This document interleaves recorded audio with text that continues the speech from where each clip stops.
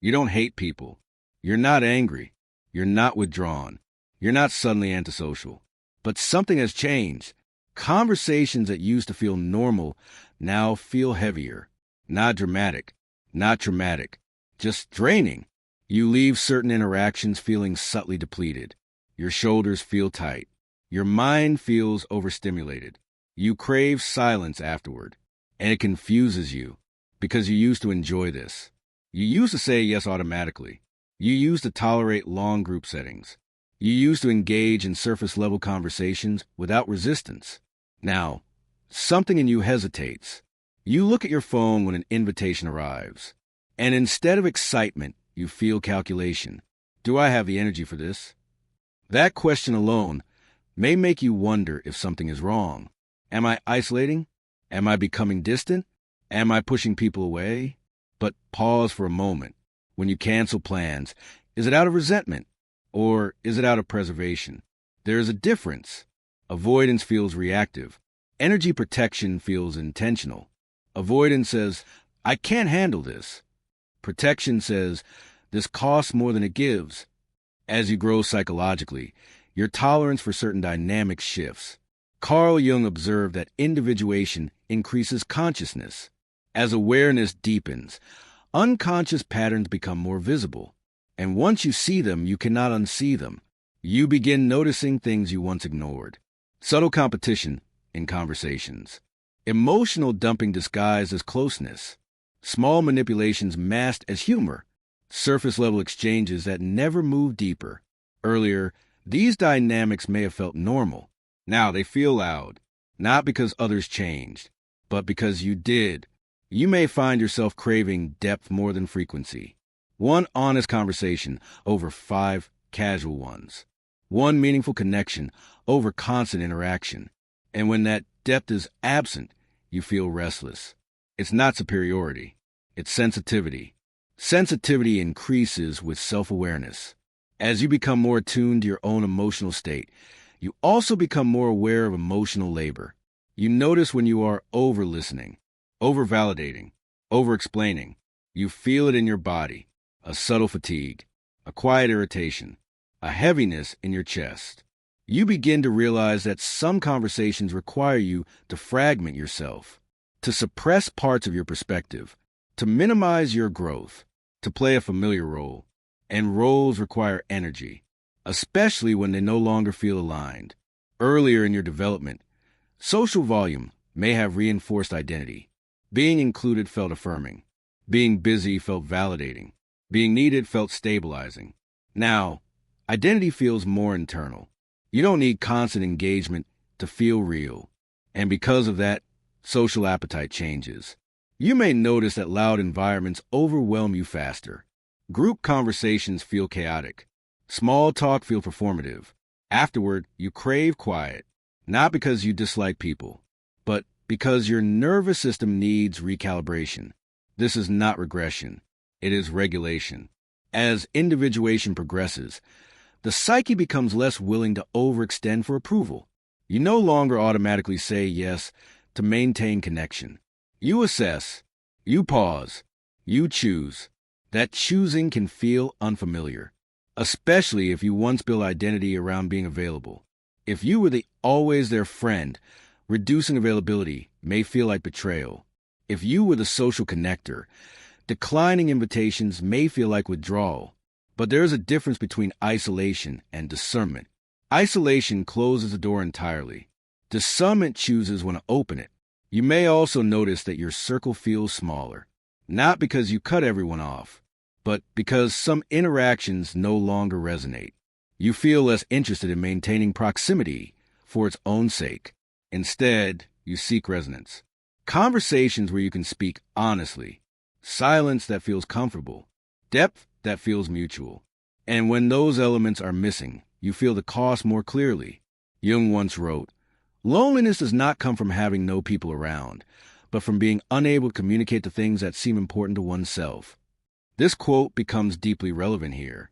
You can be surrounded by people and feel alone, not because they are bad, but because the connection does not allow authenticity. As you grow, your tolerance for inauthenticity decreases. not dramatically. Quietly, you stop laughing at jokes that feel misaligned. You stop agreeing automatically. You stop oversharing to create artificial closeness. And because of that, some dynamics shift. People may say, "You've been quiet lately. You don't come out as much. You've changed." And they are right. But change does not mean withdrawal. It means recalibration. There's also a nervous system component. As self-awareness increases, overstimulation becomes more noticeable. Earlier, you may have ignored your body signals. The tight jaw, the racing thoughts, the shallow breathing after long interactions. Now you feel it, and because you feel it, you adjust. You leave earlier. You decline more often. You schedule downtime intentionally. This is not avoidance. It is maturity. Avoidance is fear-based.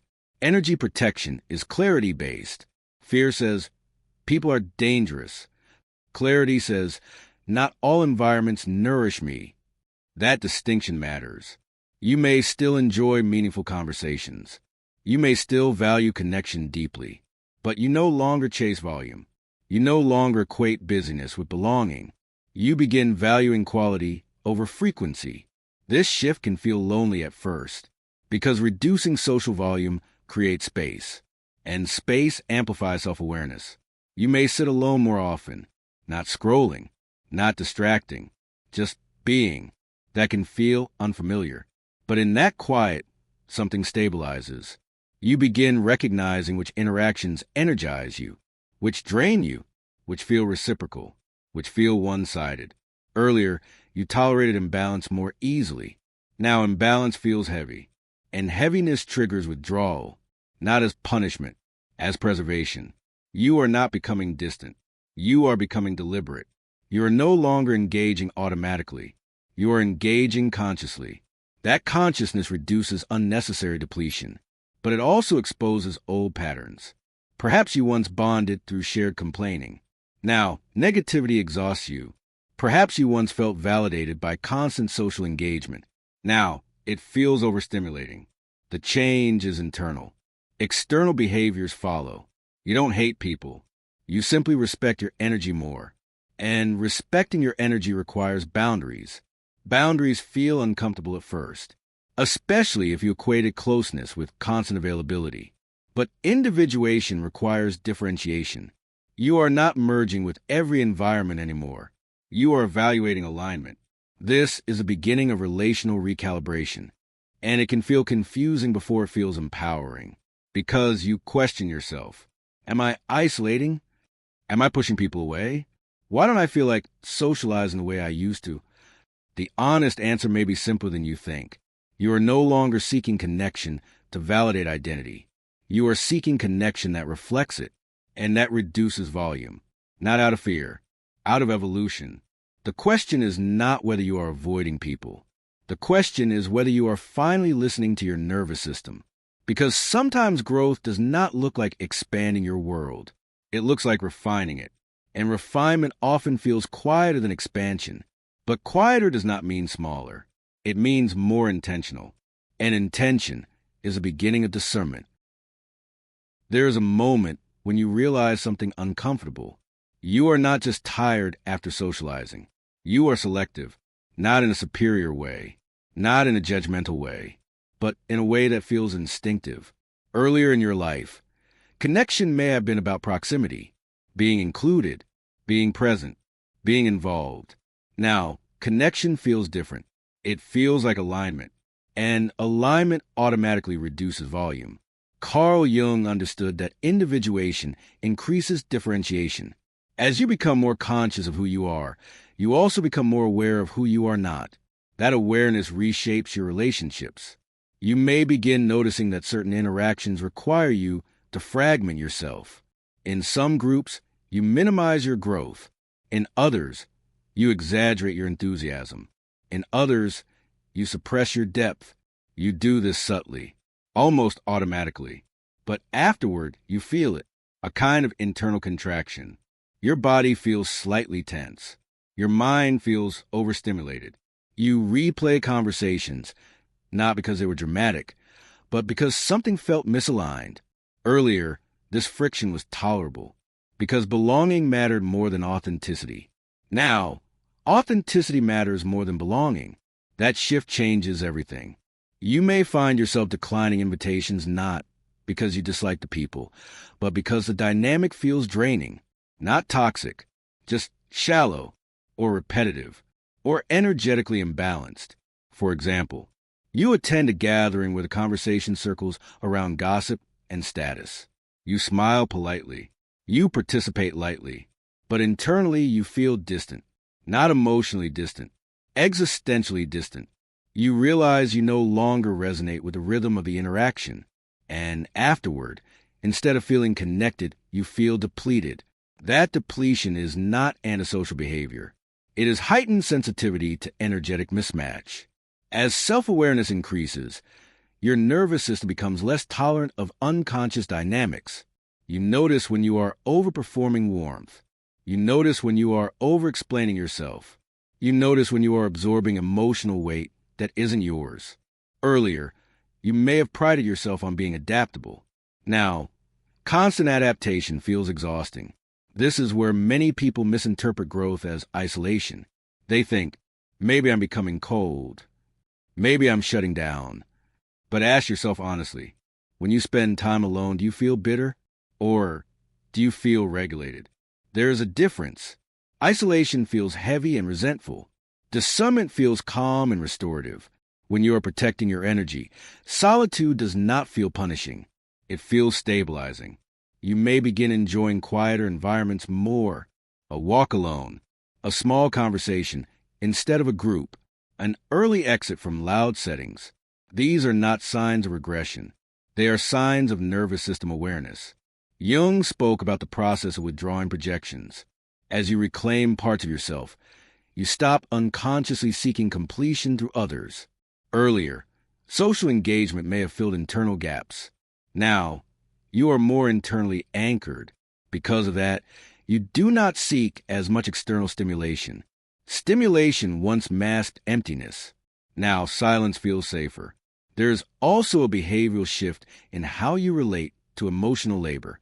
You may have once listened endlessly to others' problems without noticing the cost. You may have felt responsible for keeping conversations alive. You may have overfunctioned socially. Now, you notice imbalance quickly. If someone repeatedly unloads without reciprocity, your body signals discomfort, a slight tightening in your chest, a subtle irritability, a mental fatigue that lingers afterward. Earlier, you may have ignored those signals to maintain connection. Now you respect them. Respecting them does not mean cutting people off dramatically. It means adjusting boundaries quietly. Shorter calls, clearer limits, more intentional engagement. This can feel foreign if you once equated closeness with availability. But availability without boundaries breeds depletion, and depletion breeds resentment. Energy protection prevents resentment. You are not withdrawing from people.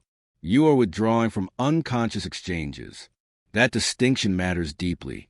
Unconscious exchanges often revolve around validation, drama, comparison, or dependency. As you mature, these exchanges feel less nourishing. You crave conversations that allow depth, honesty, reflection, mutual curiosity. And when those elements are missing, you feel less inclined to participate. This is not elitism. It is alignment. You may also notice that your social energy fluctuates more intentionally.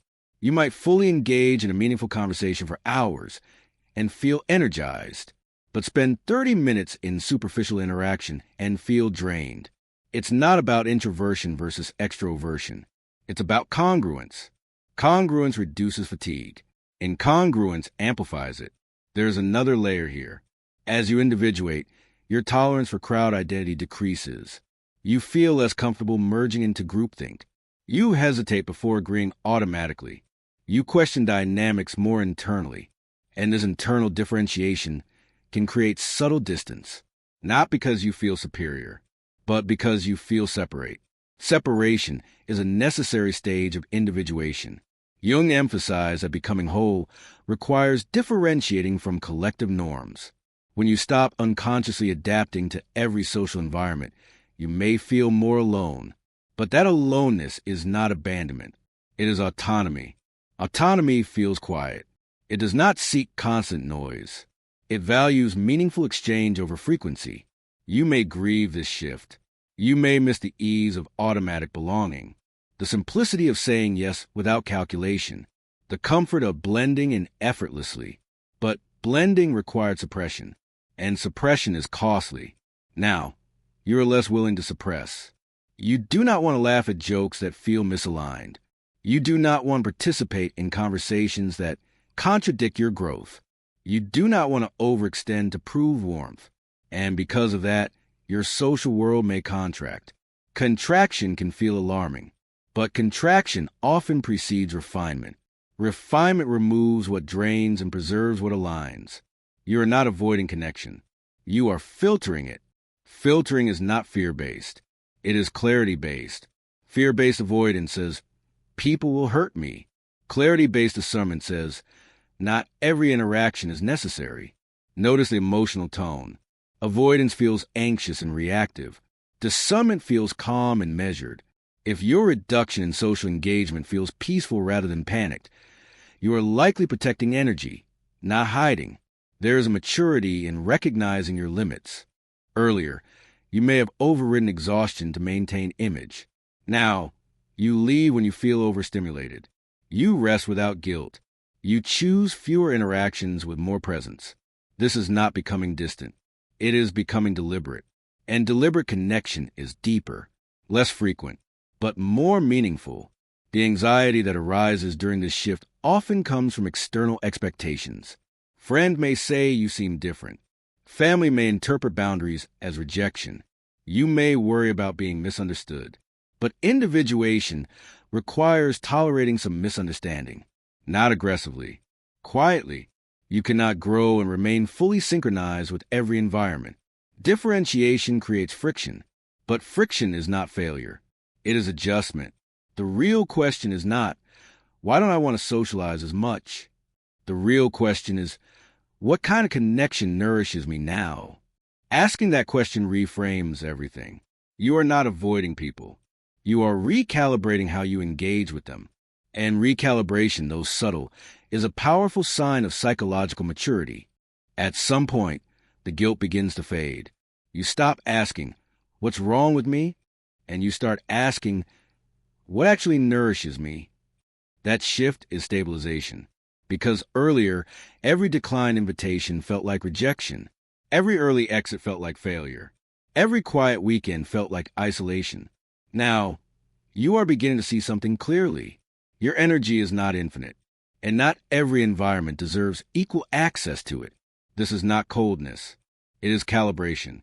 As individuation deepens, you begin relating to people from choice rather than compulsion. Earlier, you may have socialized automatically, out of habit, out of expectation, out of fear of being left out. Now you pause. You assess your internal state before committing. You ask, do I want this? Do I have capacity? Will this leave me steadier or depleted? That pause is psychological maturity. It is the difference between reacting and responding. You may notice that when you do choose to engage, you are more present because you are not overextended. You are not half exhausted. You are not silently counting the minutes until you can leave. You are there intentionally. An intentional presence is deeper. This is where many people misunderstand energy protection. They assume it means shrinking your world, but often it means engaging more honestly within it.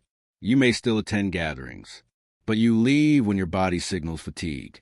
You may still support friends, but you no longer absorb responsibility for their emotional regulation. You may still enjoy conversation, but you redirect it gently when it becomes draining.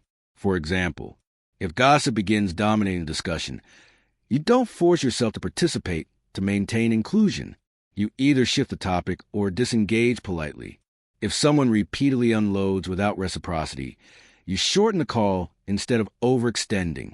If a group dynamic feels chaotic, you take breaks instead of suppressing overstimulation.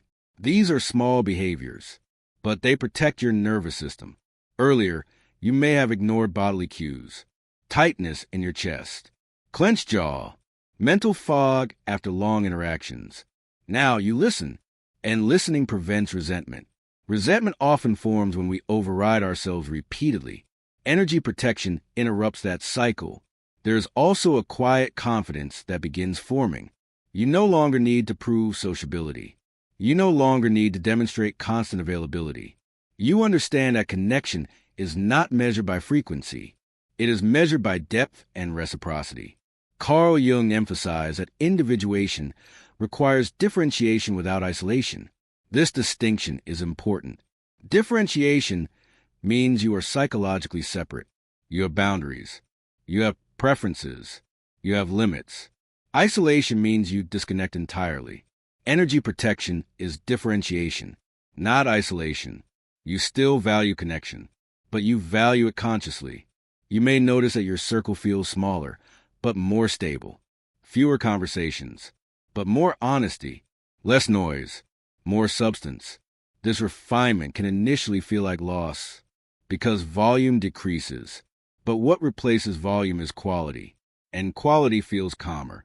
Earlier, your nervous system may have been accustomed to constant stimulation, notifications, group chats, plans stacked back to back. Now, spaciousness feels safer. You might enjoy evenings without social obligations. You might prefer one-on-one interactions over large gatherings. You might choose depth over variety.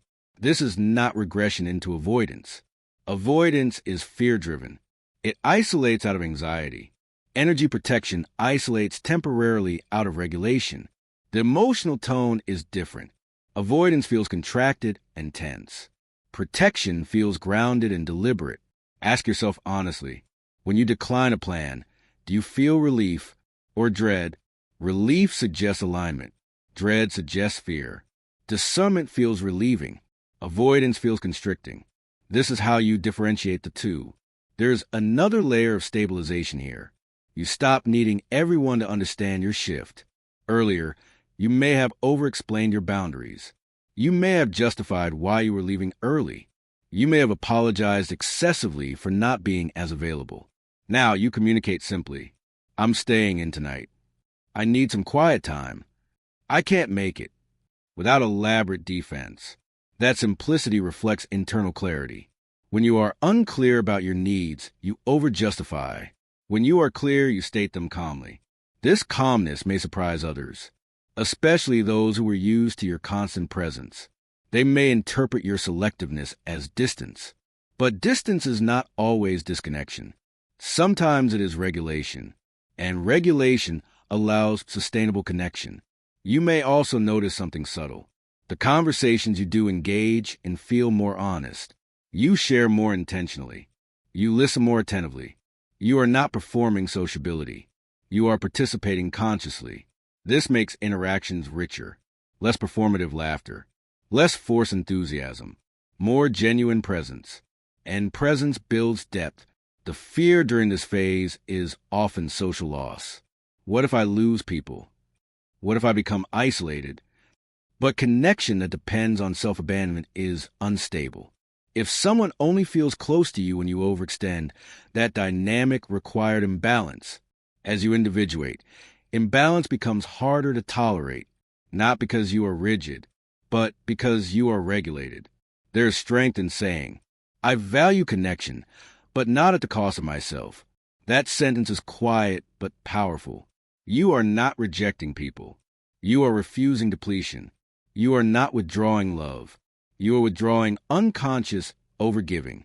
That distinction protects both you and the relationship, because sustainable connection requires reciprocity. You may find that as you protect your energy, certain relationships deepen naturally. People who respect your boundaries stay. People who expect constant access may drift. This is not punishment. It is filtration. Filtration is part of maturation. Earlier, you may have feared being alone. Now, solitude feels restorative. And from that restoration, you engage more cleanly. No hidden resentment. No silent exhaustion. Just choice. Choice creates stability. Stability creates calm. And calm relationships feel safer than chaotic ones. You are not avoiding people. You are adjusting your proximity to preserve alignment. That adjustment is not dramatic. It is subtle. You attend fewer events. You respond more selectively. You invest where there is mutual depth. Over time, this becomes your new baseline. You no longer question your need for quiet. You no longer equate social reduction with personal failure. You understand that as consciousness increases, tolerance for unconscious exchange decreases. And that is not arrogance. It is awareness. You are not shrinking your world. You are refining it. Less noise, more meaning, less performance, more presence. And that refinement allows you to stay connected without losing yourself in the process. You are not becoming distant. You are becoming aware. As you grow, your nervous system becomes more honest. It signals when something feels aligned, and when it doesn't. What once felt normal may now feel draining. What once felt exciting may now feel overstimulating. That does not mean you dislike people. It means you are no longer engaging unconsciously. Carl Jung understood that individuation requires differentiation. You cannot become fully yourself while merging automatically with every environment. At some point, you must choose connection intentionally rather than compulsively. There is a difference between isolation and discernment. Isolation closes the world out of fear. Discernment filters the world through clarity. If your reduced social appetite feels calm rather than panicked, if solitude feels restorative rather than heavy, if fewer conversations feel deeper rather than lonely, you are not withdrawing. You are refining. Connection that requires self-abandonment is not sustainable. Connection that respects your limits is mature. You don't need to attend everything to belong. You don't need constant interaction to stay connected. You don't need to prove warmth through exhaustion. You are allowed to protect your energy, not to shrink your life, but to engage in it with integrity. Now, let me ask you something. Do you feel isolated or simply more selective about where your energy goes? What kind of conversations leave you drained lately? Write one sentence in the comments. And if you're noticing your circle becoming smaller but more intentional, stay with the series. Because in the next video, we explore something closely connected. You don't hate who you were. You've just outgrown that version. Subscribe to the channel if you're ready to refine your world without losing yourself in it. We'll continue this process together, slowly and deliberately,